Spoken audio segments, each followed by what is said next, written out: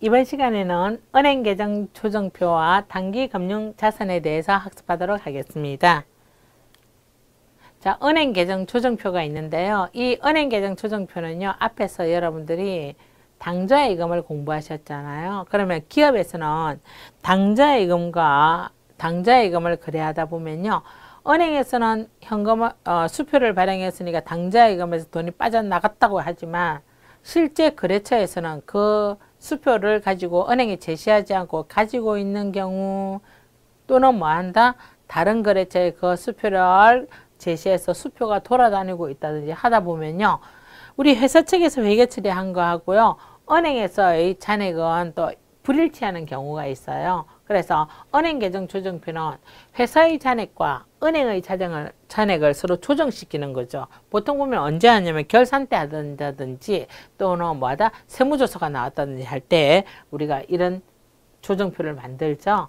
그래서 은행 계정 조정표의 의미는요, 회사 장부상의 회계 예금 잔액과 회사의 예금 잔액하고요, 은행의 장부상의 예금 잔액, 은행의 예금 잔액의 사이에서 차이가 있을 경우 이 차이를 조정하는 것을 우리가 뭐라 그런다?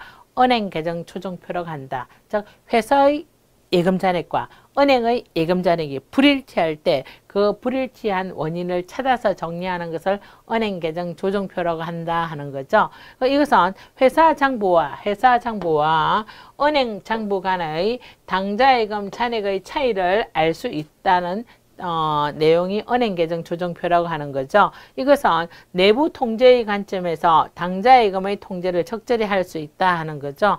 회사 내부에서 우리가 당좌예금이 어떻게 사용되고 운영되고 있는가에 대한 적절한 통제를 할 수 있는 장점이 있는 것이 은행 계정 조정표라고 보는 거죠. 그러면 이 은행 계정 조정표를 보시면 일정 시점은 보통 우리가 12월 말 결산이라면 12월 31일 결산 시점에서 회사 측의 당좌예금 잔액과 은행 측의 당좌예금 잔액의 차이에서 서로 불일치하는 경우를 조정하는 것을 은행 계정 조정표라고 한다 하는 거죠. 이들 양자 간의 차이를 조사하여 수정하여야 하는데 이때 작성하는 표를 은행 계정 조정표라고 한다. 즉 회사 측의 예금 잔액과 은행 측의 예금 잔액을 서로 조정하는 표를 은행 계정 조정표라고 한다고 생각하시면 되겠어요. 그러면 기업의 당좌예금 잔액과 은행의 당좌예금 잔액이 불일치한 이유가 무엇인가 하는 거죠. 첫 번째, 회사에서는 입금을 했어요. 회사에서 입금돼서는 회사에서는 예금 처리되어 있죠. 그런데 은행에서는 아직 미기입했다. 누가 잘못한 거죠? 은행이 미기입한 거죠. 그러면 은행에서 아직 공유이 되어서 회사는 뭐다? 무통장 또는 뭐다? 온라인 입금으로 해서 입금을 했어요. 그런데 은행에서 아직 그걸 정리를 하지 않았으면 불일치가 생길 수 있겠죠. 그러면 누가 조정을 해주면 돼요? 은행이 이것을 돈 들어왔다고 정리만 해주면 회사 측의 입금액과 은행 측의 입금액이 서로 일치되어서 조정이 되겠죠. 그죠? 그다음 두 번째의 경우는 반대의 경우에서 회사는 출금 기입을 했어요. 뭐 하냐면은 회사가 당좌 수표를 발행했어요. 당좌 수표를 발행하면 당좌 수표를 딱 발행하자마자 대변에 뭐다? 당좌예금 해가지고 회사는 돈이 나갔다고 처리했어요. 그런데 은행에서 미기입했다. 왜 그러냐면 은행에서 미기입하는 것은 은행에서는 돈이 안 빠져나간 거예요. 거래처가 그 수표 받아가지고 금고 속에 넣어뒀든지 다른 거래처에 그 수표를 건네줬어요. 그러면 은행에서는 뭐다? 돈 나갔다고 처리할 수 없겠죠. 그죠? 그러면 은행에서 이거는 나갈 돈이다 정리하면 회사 쪽에서 출금된 기란 이거는 은행에서도 나갈 돈이라 하면 결산 때 이건 나갈 돈이니까 서로 맞네 하고 조정할 수 있겠죠. 그죠? 세 번째, 은행에서는 입금 기입을 했으나 은행에서는 돈 들어왔는데 회사가 아직 미기입한 경우 어떤 거냐면 이런 거는 3번 같은 경우에는 거래처에서 외상 매출금을 송금해 왔다든지 계약금을 송금해 왔어요. 자, 우리 회사 통장에 송금했으니 통장에 돈이 딱 찍혀 있겠죠. 그런데 회사는 그 통장을 아직 몰라요. 그러니까 이거는 회사가 그 내용을 알아서 회사도 뭐다?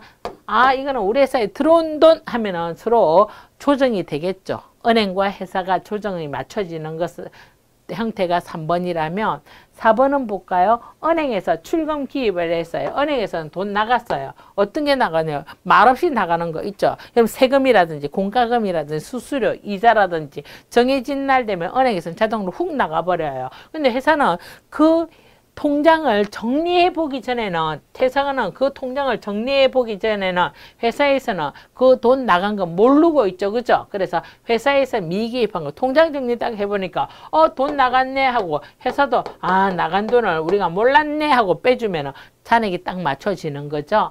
5번째, 회사는 은행에서 오기했다. 회사는 은행에서 잘못 처리했다면 서로 잘못 처리된 쪽에서 부정 오류가 있는 경우를 발견하고 잘못한 쪽에서 정리해주면 회사적 잔액과 은행적 잔액은 일치할 수 있다 하는 거죠. 그러면 이렇게 회사와 은행적 잔액을 일치시키는 은행 계정 조정표를 작성하는 방법은 제1법, 2법, 3법이 있다 하는 거죠. 1법은 은행의 당좌예금 잔액으로부터, 은행으로부터 출발해가지고 누구에 맞춘다? 회사의 당좌예금 잔액을 일치시키는 것. 즉 뭐다? 은행의 당좌예금에 대한 은행의 당좌예금 잔고를 보고 뭐 한다? 그걸 참고로 해서 회사에 맞추는 것이 제1법이라고 하는 거죠. 2법은 은행의 당좌예금 잔액과 회사의 당좌예금 잔액을 각각 수정하여 조정 잔액을 일치시킨다. 즉 뭐다? 이거는 은행하고 회사하고 서로 이제 뭐 한다? 서로 이제 불일치한 원인을 은행은 은행대로 고치고 회사는 회사적으로 고치고 하는 것이 2법이라는 거죠. 3법은 회사의 당좌예금에서 출발해서 은행의 당좌예금의 잔액에 일치시킨다. 자, 회사의 잔액을 보고 은행의 잔고에 맞추는 거. 이 중에서요, 여러분들이 가장 뭐다? 사용할 의미가 없는 게 이거죠. 왜 회사가 은행의 일을 해주고 있어요? 자, 회계 처리는 누구 입장에서 한다? 회사의 입장에서 해야 되는데 회사의 금액을 보고 은행의 잔고를 맞추는 것은 의미가 없다는 거죠. 이 중에 1, 2, 3법 중에서 3법은 우리가 회사가 할 일이 아니다 말이죠. 그 다음에 이 중에 가장 좋은 거 서로 잘못한 거 조정하는 거 있잖아요. 그래서 가장 바람직한 방법이 제2법이고요. 그 다음에 우리 실무에서 사용할 수 있는 것은 1법과 2법 중에서 제2법이 실무에서 가장 많이 사용하는 방법이다 하는 거죠. 앞에서 제가 강의하면서 설명했던 내용이 있었죠. 자, 은행계정 조정표 해가지고 회사의 당좌예금 잔액과 은행의 당좌예금 잔액이 불일치한 원인 해가 5가지 있었잖아요. 자, 이거는 뭐다? 은행에서 더해주고 은행에서 빼주고 회사가 더해주고 빼주고 하는 거 서로 각자 조정하고 이런 거. 이게 제2법이에요. 2법은 서로가 잘못한 쪽에서 조정을 해서 맞춰가는 거죠. 그래서 2법이 가장 합리적인 방법이다 하는 것을 알아두고요. 제1법은 은행의 잔고에서 출발해서 회사의 잔고에 맞추고 제2법은 은행과 회사가 각자가 뭐다? 조정해서 서로 불일치의 원인을 찾아서 조정하는 방법이고 3법은 회사의 은행계정 조정표를 보고 뭐 한다? 은행의 조정에 맞추는 거. 이거는 우리가 회사가 할 일이 아니라고 했어요. 그러면 제가 제2법을 토대로 해서 은행계정 조정표를 작성하는 방법을 살펴보는데요.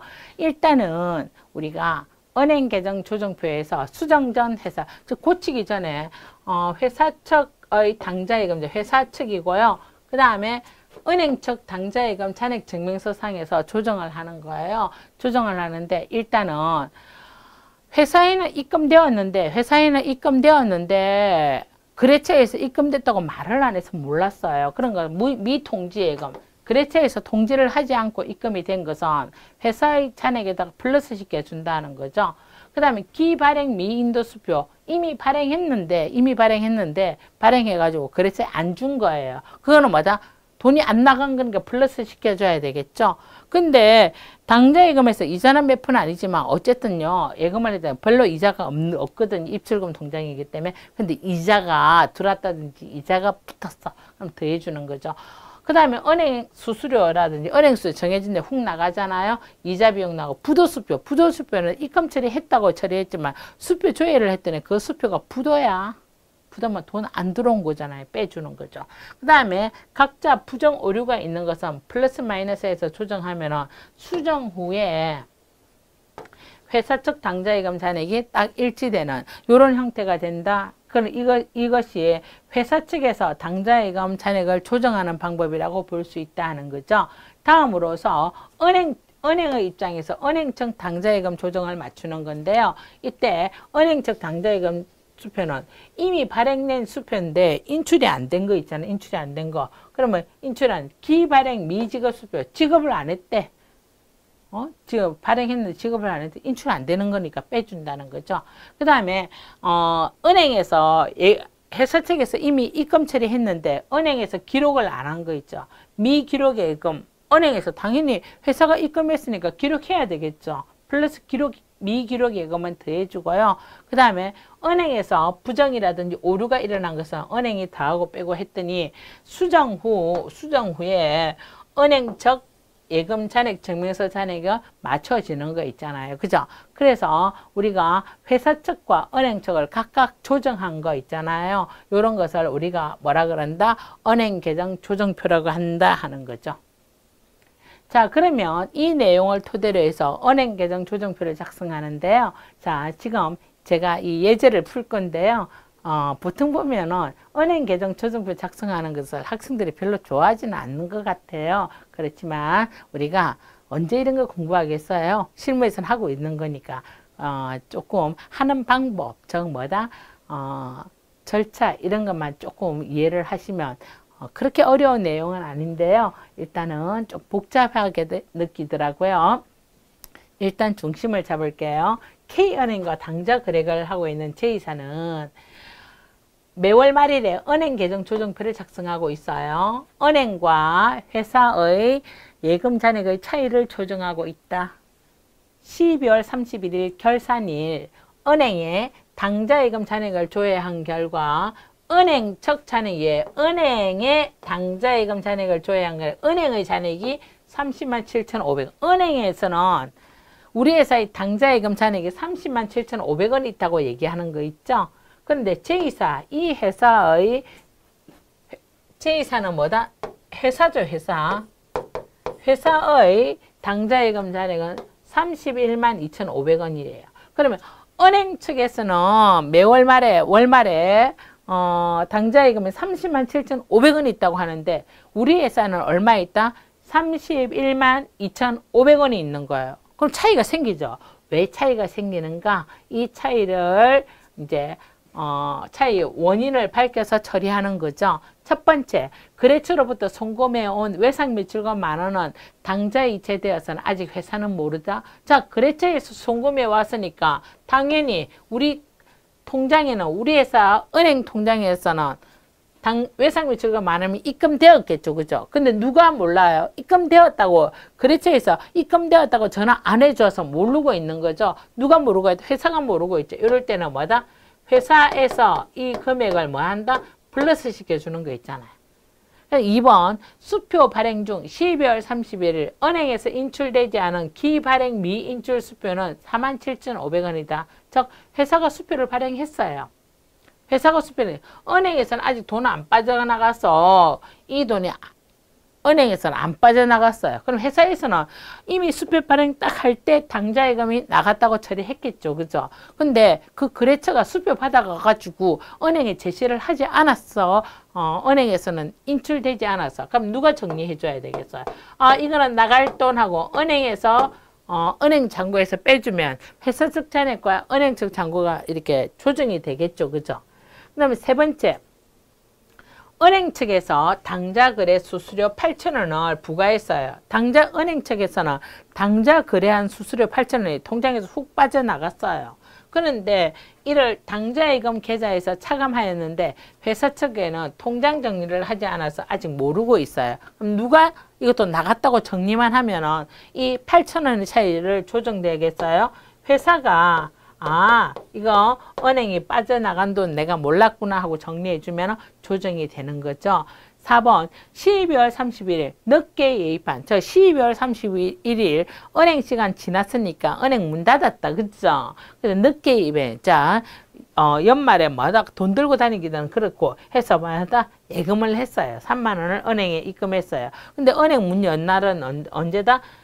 그 이제 수표로 입금을 탁 했더니 1월 4일 날 입금 처리되었어요. 그러면 누가 정리하면 돼? 회사는 입금 처리했는데 누가 아직 정리가 안 됐어요? 은행이 정리를 해야 되겠죠. 날짜는 1월 4일 정리하면 안 되겠죠. 은행은 회사가 입금된 날에 12월 31일에 돈 얼마 3만 원이 입금되었다고 정리해야 12월 31일 결산 시점에 은행 적 잔액과 회사 적 잔액이 서로 맞아떨어지겠죠. 그죠?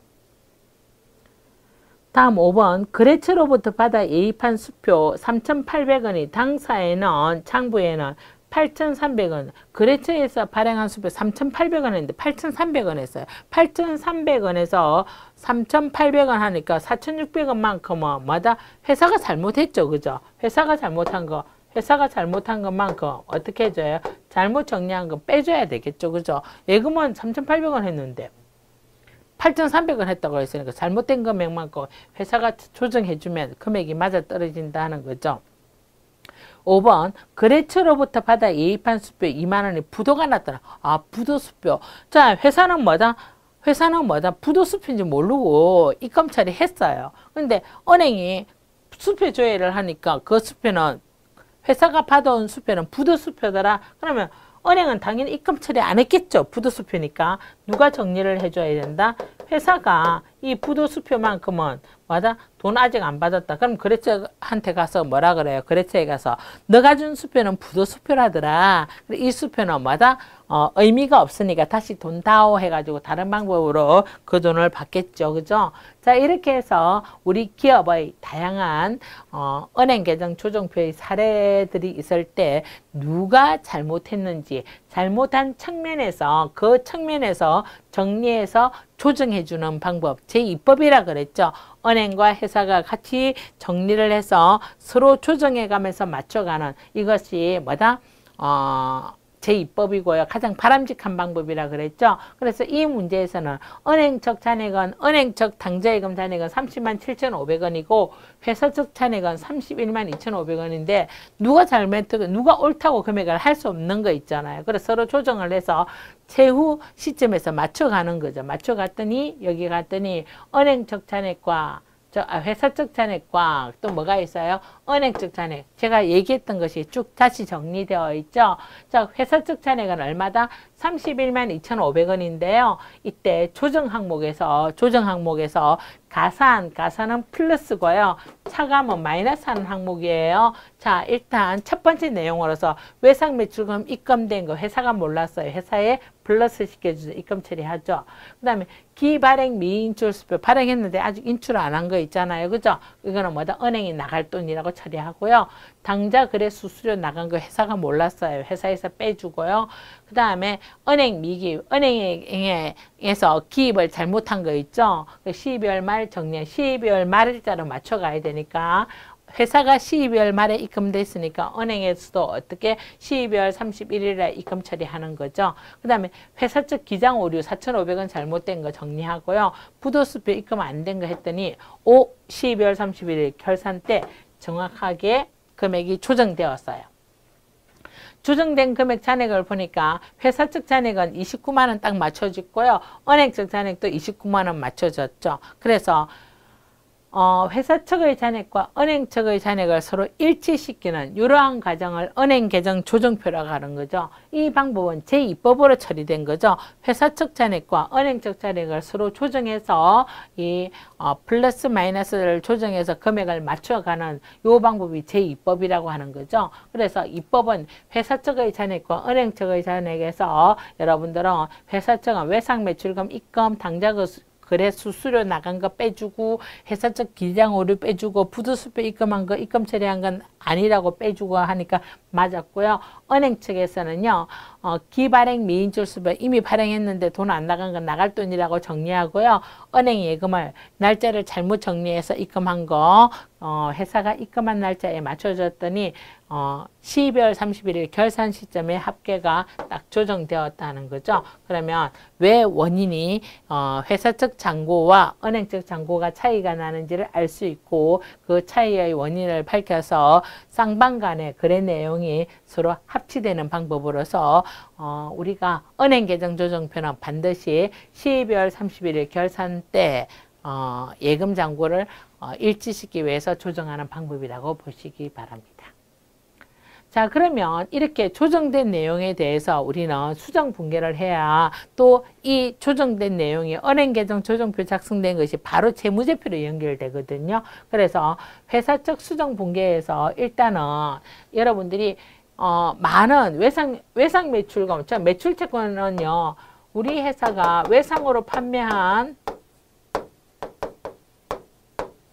외상 매출금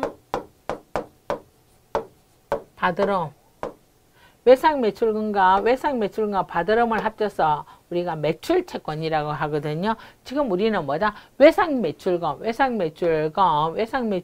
대해서 돈을 받아서 예금을 했죠. 그래서 차변에 당좌예금, 대변에 매출채권 또는 외상 매출금 하셔도 돼요. 그 다음에 수수료 비용 빠져나간다. 회사 측에서 비용이 발생했잖아요. 차변에 수수료 비용, 대변에 당좌예금 이렇게 처리해야만이 당좌예금에서는 돈이 나갔고 수수료 비용은 비용이 발생했다 그래가지고 손익계산서 연결되겠죠.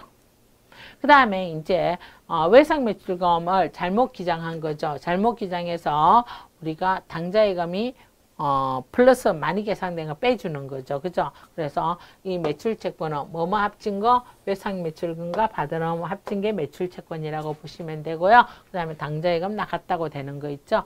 그 다음에 이제 우리가 회사가 거래처에서 수표를 받았어요. 수표.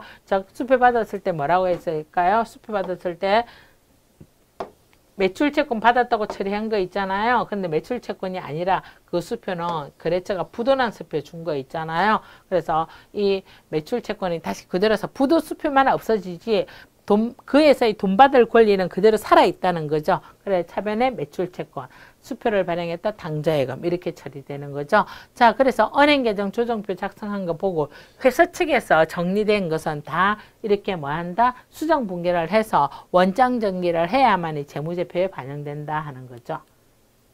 자, 그렇게 해서 여러분들은 은행 계정 조정표가 조금 복잡하지만 은행 계정 조정표에 대해서 좀 세부적으로 공부할 필요가 있고요. 다음으로 이제 단기 금융 자산에 대해서 공부할게요. 단기 금융 자산이라고 하는 것은 여기 보시면 단기 금융 자산은 다른 말로 단기 손익 인식 지정 금융 자산으로 분류되기도 하는데 이때 단기 금융 상품은 금융기관이 취급하는 정기예금, 정기적금, 사용이 제한되어 있는 예금 및 기타 정형화된 상품 등으로 만기가 재무상태표일로부터 1년 이내에 도래하는 것을 말한다. 이때 1년 이내에 대해서 조금 세부적으로 살펴보면은요. 우리가 앞에서 공부할 때 현금성 자산은 어떤다 그래? 현금성 3개월 이내에 현금화되는 것 현금성 자산이라 그랬죠. 단기 금융 상품이 되려면 어떻게 해야 돼요? 단기 금융 상품이 되려면 3개월 이상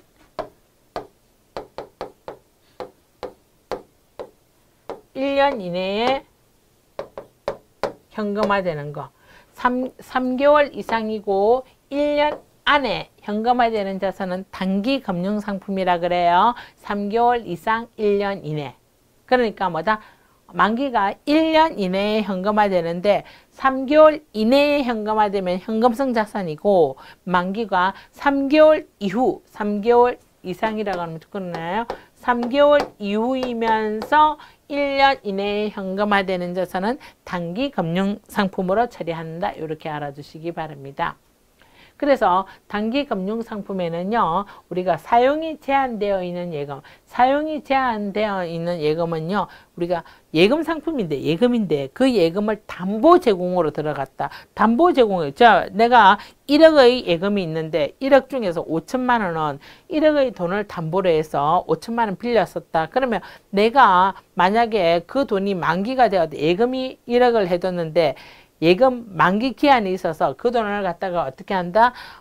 바로 빼면 손해고, 그래서 한 5천만 원만 뺐었어요. 그러면 1억이 담보고 그 담보를 해서 5천만 원 빌려 쓴 거잖아요. 그러면 이때 그 돈은 1억의 돈을 마음대로 쓸 수 없기 때문에 이거는 사용이 제한되어 있는 예금이라고 하는데, 그 예금의 대표적으로 보상잔고라고 있어요. 보상잔고, 이건 굉장히 좀 뭐라 그러나 나쁜데요. 우리 실무에서는 나쁜 것은요, 잘 안 없어지는 거 있잖아요. 없어져야 될 텐데. 어떤 거냐면 담보를 이제 제공을 할 때 이제 대출을 받는다고 칩시다. 대출을 받으면요, 그 대출해주는 조건에 뭐 적금 얼마짜리를 넣어주세요, 이런 거 있잖아요. 그죠? 카드 사용해주세요 하고 은행에서 제공하는 거, 그걸 보상잔고라 그래요. 이것은 양근 예금 또는 꺾기라 그래. 꺾기 하지 말라 이런 거 있잖아요. 그죠? 그럼 금융기관에서는요, 그 금융기관의 종사원들은 자기의 또 이득, 굉장히 또 돈 만지는 사람들은 좀 그런 거 있어요. 그런 사람들은요, 어쨌든 실적을 맞추기 위해서, 은행 돈 자기 돈이 아니고 예금자의 돈이잖아요. 예금자의 돈을 가지고 대출을 하면서 이게 이렇게 보상잔고, 즉 요런 걸 요구하는 거 있잖아요. 그래서 은행이 기업이나 개인에게 대출 시에 대출금의 일정 비율을 예금 또는 적금을 들도록 권유하는 것을 우리가 전문 용어로서 보상잔고 또는 양근예금 또는 꺾기라고 한다 하는 거죠. 이것은 일정 기간 동안에 인출할 수 없기 때문에 사용이 제한된 기간에 따라 단기 금융상품 또는 장기 금융상품으로 처리되는데, 단기 금융상품은 어떤 거죠? 3개월 이상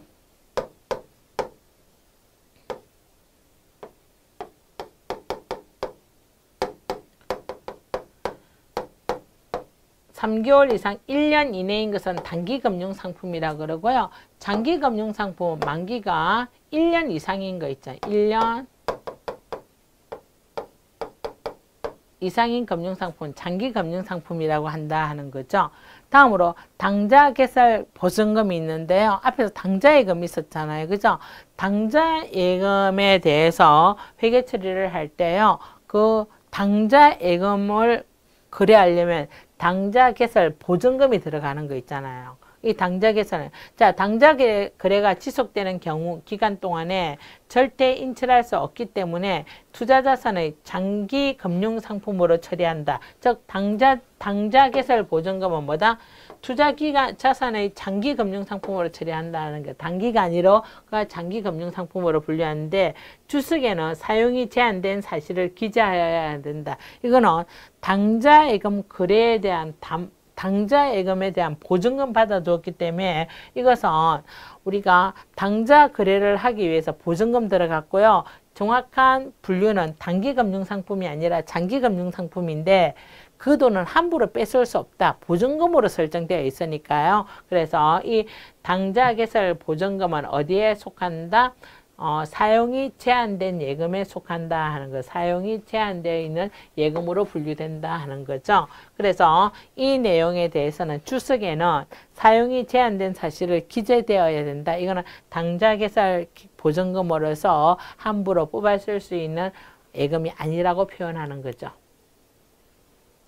그래서 정기예금은 사업연도 말 현재 만기가 1년 이내인 경우에는 단기 금융상품으로 분류하는데, 만기가 1년 이상인 경우에는 뭐라고 한다? 장기 금융상품으로 분류한다 하는 차이점을 알아두시기 바랍니다. 그래서 정기예금은 일정 기간을 정하여 일정 금액을 납부할 것을 약정하고 매월 일정일에 약정한 금액만큼을 예금하는 것을 정기 적금이라고 하는데, 이때 만기가 1년 이래라면 이것도 역시 뭐다? 단기 금융상품에 들어가고, 만기가 1년 이후라면 장기 금융상품에 들어간다. 이렇게 알아두시기 바랍니다.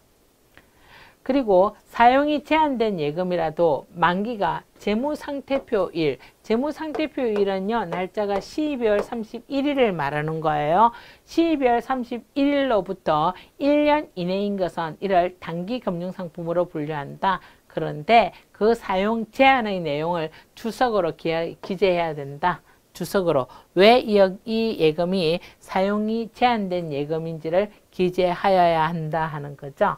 그래서 기타 정형화된 단기 금융상품으로는 양도성 예금정서, 신종기업어음, 어음관리구자, 중개어음, 표지어음 이러한 것은 다 뭐다? 우리가 단기 금융상품의 내용 중 하나라고 볼 수 있다 하는 거죠. 그러면 이러한 단기 금융상품에 대한 회계 처리를 먼저 살펴보는데요.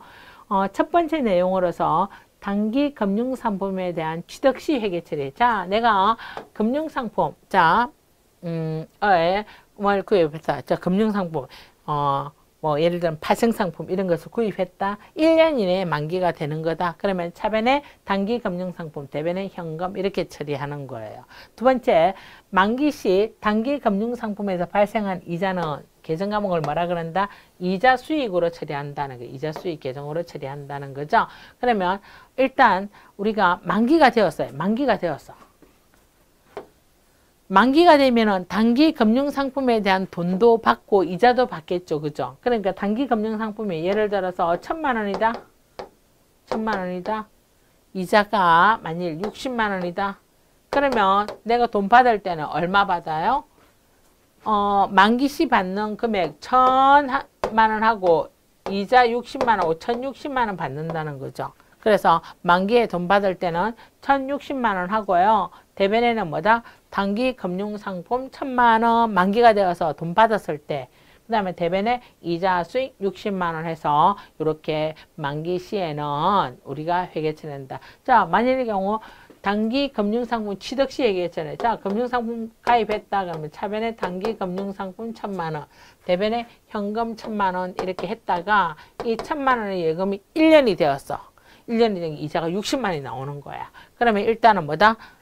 돈 받는 것은 그 만기 때 받는 금액 60만 원, 1,000만 원 하고 이자 60만 원 하고 얼마 받았다? 1,060만 원 받고요. 대변에는 단기 금융상품 1,000만 원, 그 다음에 이자 수익 60만 원 이렇게 처리한다는 거죠. 이때 만기가 1년 이내, 만기가 1년 이내인 것은 유동자산으로서 당좌자산으로 불려요. 당좌는 뭐라 그래서 제가 퀵 어셋, 즉 당장 돈이 되는 자산으로 처리하고요. 만기가 1년 이후다. 1년 이후면 장기 금융 상품이겠죠. 이것은 비유동 자산에 왜 우리가 단기 금융 상품이 아니라 장기 금융 상품에 예금한다는 그만큼 이자가 더 크기 때문에 예금했기 때문에 이 장기 금융 비유동 자산은 뭐에 해당된다?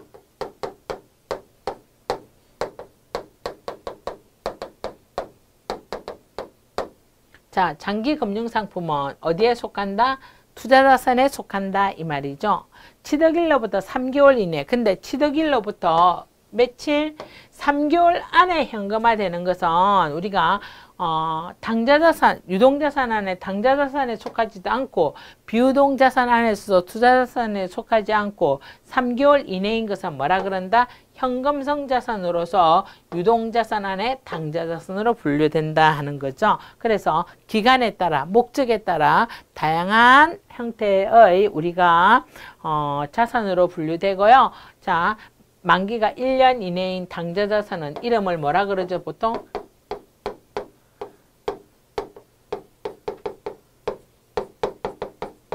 단기 금융자산이라고 하고요. 그 다음에 만기가 1년 이후인 것은 1년이 지났다 그래. 기간이 1년 이후에 현금화되니까 장기 금융상품으로 처리한다 하는 거죠. 그 다음에 만기가 취득 시점으로 3개월 이내에 해당되는 것이라면 현금성 자산으로 분류된다 하는 거죠. 자, 그러면 단기 금융상품의 종류에 대해서 살펴보는데요. 단기 금융상품의 종류로서 여러분들 이거 많이 들어보셨죠? 양도성 예금정서. 양도성 예금정서는 다른 말로 CD라고 하는데 시중에서 발행하는 무기명 할인식 선이자 형태의 양도가 가능한 정서를 양도성 예금정서. 자, 무기명 할인식 이 선이자 받는 형태의 우리 가 예금정서, 이거는 양도성 예금정서, CD라고 표현하고요. 어음관리구자 해가 CMA라고 되어 있죠. 그죠? 이거는 종금사 또는 증권사, 요즘 종금사 많이 없어졌으니까 여러분들이 증권사, 자, 증권사, 종금사 등의 자금 고객을 운용하여 얻은 수익을 배당하는 단기 저축성 상품으로서 CMA. 이 CMA 계좌는요, 단 하루만 맡겨도 이자가 붙는 거죠. 그래서 이 어음관리구자는 우리가 고객의 자금을 운용하여 얻은 수익을 배당하는 단기 저축 상품으로서 단기 운용에 적합한 실적 배당전 상품과 예금자 보호 상품으로 지금 현재 정리가 되는 것이 어음관리 계좌라는 거죠. 어음관리 계좌. 이것은 단기 금융 자산으로 분류된다 하는 거죠. 다음으로 단기 금융 상품 펀드가 있어요. 투신사가 고객 자금을 운영하여 얻은 수익을 배당하는 신탁 상품으로서 이 단기 금융 상품 펀드는 단기 자금 운용에 유리하고 예금자 비보호 상품이라고 하는 거죠. 문제가 생겼을 때 예금자 보호 장치가 없다 하는 거죠. 단기 금융 상품 펀드도 우리가 단기 금융 자산으로 분류한다 하는 거죠. 다음으로 여러분들이 환매 조건부 채권, 다른 말로 RP라고 하는데 이거는 굉장히 많이 쓰고 있죠. 단기 자금을 운영하기 위해서 사용하는 것으로서 환매 조건부 채권이 있는데 이것은 국채, 공채를 재매입 조건으로 판매하는 단기성 고수익 상품, 단기성 고수익 상품을 우리가 뭐라 그러냐면 환매 조건부 채권이라고 합니다.